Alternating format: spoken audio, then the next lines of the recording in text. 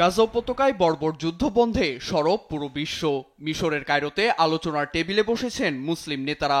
এ পরিস্থিতিতে শান্তি অর্জনের লক্ষ্যে অবস্থানরত হামাস ইসরায়েলি প্রতিনিধিদের দ্রুত পদক্ষেপ নেয়ার তাগিদ দিয়েছেন মার্কিন প্রেসিডেন্ট ডোনাল্ড ট্রাম্প। চলতি সপ্তাহে আলোচনার প্রথম ধাপ সম্পন্ন হবে এমন আশাবাদ ব্যক্ত করে রোববার হামাসের সঙ্গে ইতিবাচক আলোচনার ইঙ্গিত দিয়েছেন তিনি।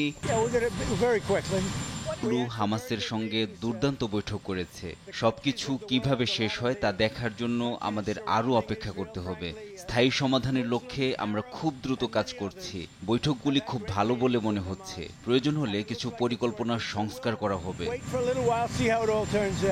পুরো বিশ্ব যুদ্ধবিরতি চাইলেও সেই সম্ভাবনা উড়িয়ে দিয়েছে দখলদার ইসরায়েলি প্রতিরক্ষা বাহিনী IDF। যুদ্ধবিরতি নয়, বরং সেনাদের অবস্থান ও পরিকল্পনায় সামান্য পরিবর্তনের কথা জানান বাহিনীটির প্রধান ইয়াল জামির। বলেন, বৈঠক চলাকালীন উপত্যকার নেতজেরিম করিডোরে অবস্থান করবে সেনারা। আলোচনা ভেস্তে গেলে আবারও যুদ্ধে নামবে তারা।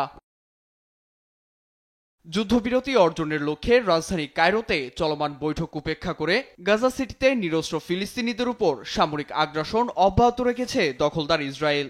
এতে উপত্যকা জুড়ে প্রাণ গেছে বহু ফিলিস্তিনির।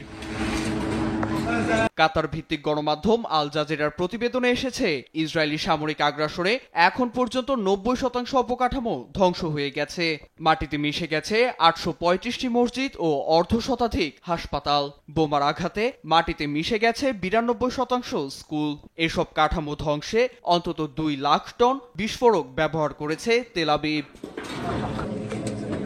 নীরব দাস, নিউজ ডেস্ক, দেশ টিভি।